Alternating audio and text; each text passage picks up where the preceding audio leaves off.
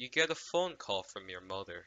Since her car has been in the shop, she asks you to go to the grocery store and pick up a few odds and ends for her. Bread, milk, cereal, and chicken breasts. After writing down a small list, you reluctantly get in the car and pick up the items at the store. The lady cashier makes an odd remark to you. You know, we're in no danger of a milk shortage. Upon arriving at her house, you knock several times. No answer. You decide to try the door. It opens. You place the grocery bag on the counter. Strange. There seems to be six other grocery bags, each with identical contents. In a couple, the chicken and the milk has gone bad. Mom! You call out, but no answer. You make your way through the kitchen and into the living room. Sitting on the couch, with her head cut off and neatly resting on her lap, is your mother. Naturally, you call the police who come over to investigate. They mention that she has been dead for nearly a week. Furthermore, the police psychiatrist is at the scene and talks to you after you give your initial statement. Sitting on the front steps, you overhear the psychiatrist talking with the investigator.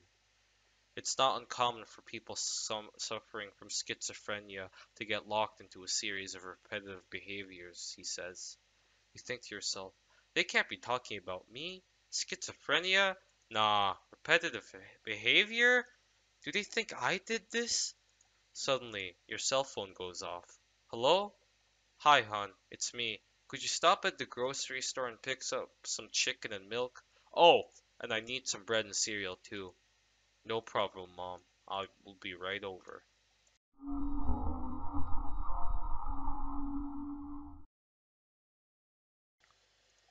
An odd occurrence has been rumored to happen in a certain pub at night in southwest Germany. If you sit on the stool farthest from the door while one beside it is empty, order a round for yourself and offer to buy one for the Baron. The bartender will, without question or expression, will pour two beers from tap. He'll place one beside you, and the moment the other hits the table, the room will go dark and silent, save for the sound of footsteps as a man in uniform sits behind you. It is believed that it is indeed Captain Manfred von Richthofen, although no one is sure because they can barely see their own glass, much less the person's face. No one who's told this story has had the nerve to touch him or risk insult, and the figure does not say a word. But apparently, if you were to ask him, "So, sir, what's the condition at the front?" he would tell you startling details about the region's future and sometimes how they connect to the world as a whole. Those who lived long enough after the fact claim that these events took place the exact amount of years from the date they asked as from the date Baron von Richthofen died in battle. Yet this cannot be confirmed, because every time the figure has been asked the question after 1964, he's only replied with a cold laugh.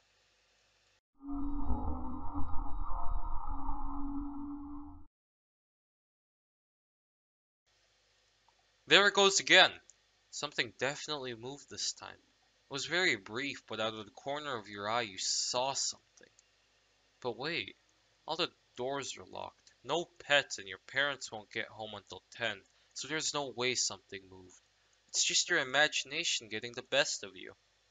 Sitting alone in your room, the only light emitting from the monitor of your computer, you stare into the darkness for several minutes. Just to be sure. Now you feel silly. What were you thinking? Of course there's nothing there. What, are you six? Go back to what you were doing. 15 minutes later, as you prepare to go to bed, you're in the bathroom. The shower curtains shift. Wait, no. Stop spooking yourself. It's just an overactive imagination, filling your head with what isn't really there. You gaze into the mirror at yourself. You say it to yourself, slowly and clearly. Imagination. With a sigh, you turn off the lights and head towards your room. Laying in bed, you stare at your ceiling, dark and foreboding. Only the motion of a small fan disturbing the calmness of the night. A shadow from the light in the hall shifts. No, no, no, no. Stop it. It's your imagination. Just that. Go to sleep, you fool. But then, just when you're about to drift off to sleep, at the phase no one remembers when they wake, You sense something in the darkness. It's your imagination, leering down at you with a jagged, macabre smile.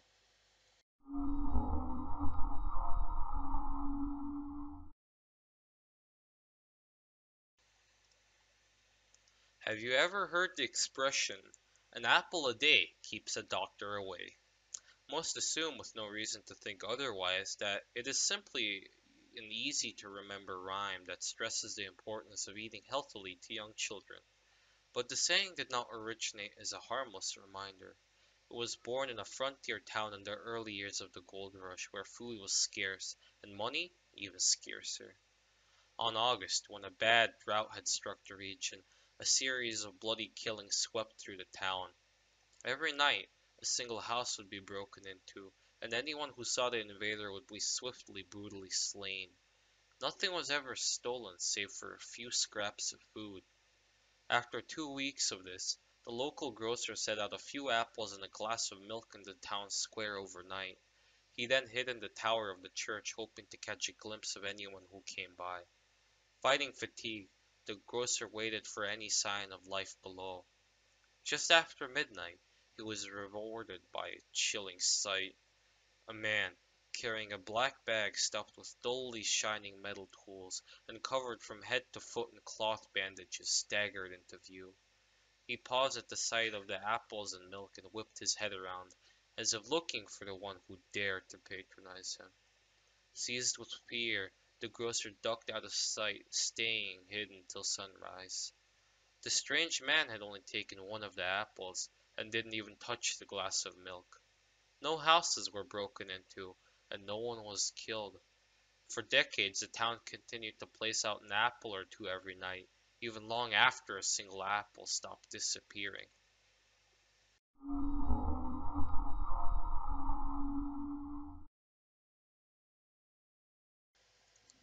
You've been dating your girlfriend for almost 2 years now. You often stay late over the summer and on weekends, and arrive home long after the rest of your family goes to sleep. Every night you drive the deserted rural roads back home from a pleasant evening at her house, but you always become overwhelmed by fears that you will arrive home to find your family dead in their beds.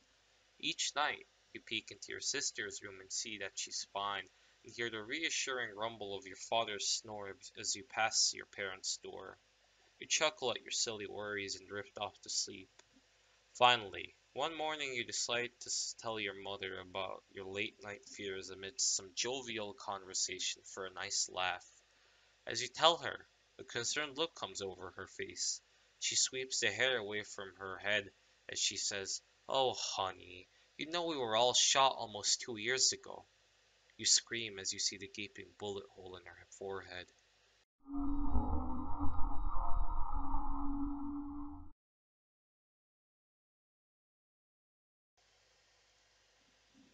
On any night with a crescent moon, open Winamp or any other music program you might have on your computer that has a shuffle program. Empty your mind and keep clicking the forward button. If you're rather unlucky, a song named I'm Your Problem Now.mp3 will start playing. For the first minute it will be completely silent. Close your eyes when the screams start and do not open them for any reason. Horrible imagery will fill your mind. Pictures of corpses and unimaginable evil. This will happen as a full 7 minutes of the song's horrible symphony of screams and sounds continue. If you make it through those torturous 7 minutes, you will wake up on a bench in a deserted Greyhound station. A faceless man at the other end of the station will offer you a cigarette. If you don't accept it, your eyes will open and the song will be gone and no time will have passed. If you choose to accept it, however, this man will divulge to you the secrets of life. After you're done smoking, take the ticket out of his pocket and board the bus coming into the station. You will awake back in your house and exactly 12 minutes have passed since you started listening. The problem is that anyone who has survived the song goes insane from the information they've just learned. Be warned, should you succeed, through any polished surface, be it mirror, wood, or window, your reflection will always be watching.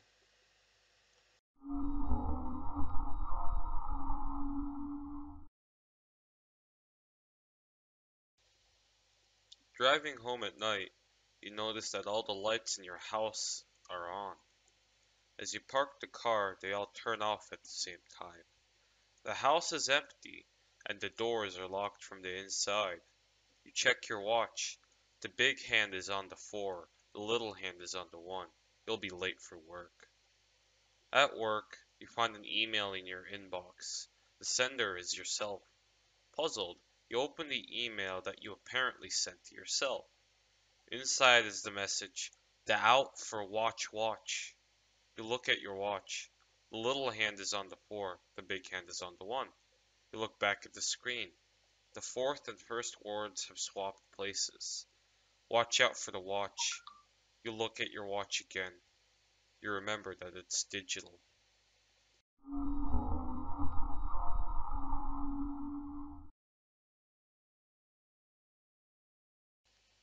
Okay, so it's basically like this. You are at a friend's house for like the night or whatever, and then you guys are making out on the couch. Yeah! And then like her dad calls on the phone and says, "No, she likes it more if you use the other hand." Yeah. And you're like, "Oh, dude, your dad is trying to give me advice on how to diddle you." And then she's like, "I don't have a dad," or whatever. But what? Whose phone?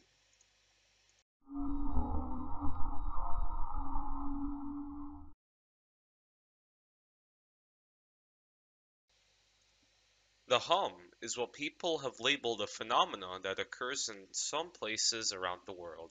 It is a low-frequency humming noise that sounds not unlike a distant running engine. However, the source can never be found. Even with microphones and all sorts of audio technology, the source of the hum is still as mysterious as ever. The most popular location to hear the hum is in Taos, New Mexico. Only some can hear it as well as feel it. They can hear it throughout the day and into the night. The hum does not stop. It has never stopped. Taken from Wiki. Many people hear the hum only, or much more, inside buildings as compared with outdoors. Many hum sufferers can also perceive vibrations that can be felt through the body. Earplugs are reported as not decreasing the noise of the hum. The hum is often perceived more intensely during the night. Common consequences include lack of sleep, as a hum can keep some sufferers awake or wake them in the middle of the night. During the last decade, the hum phenomenon has been reported in many other cities and regions in North America and Europe, and even in Asia, and generally all around the world. What will happen when the hum reaches you? Will you hear it at night when you don't expect it? Maybe it's already there.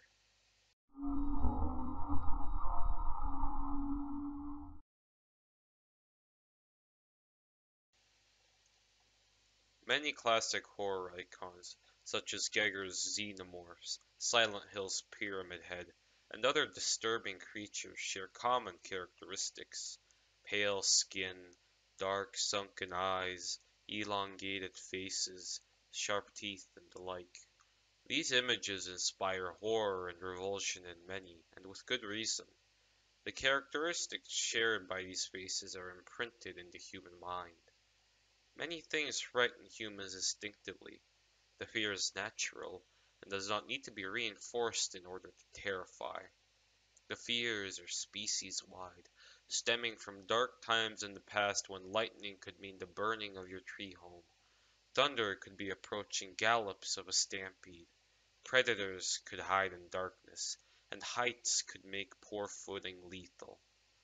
The question you have to ask yourself is this: what happened, deep in the hidden eras before history began, that could affect the entire human race so evenly as to give the entire species a deep, instinctual, and lasting fear of pale beings with dark sunken eyes, razor-sharp teeth, and elongated faces?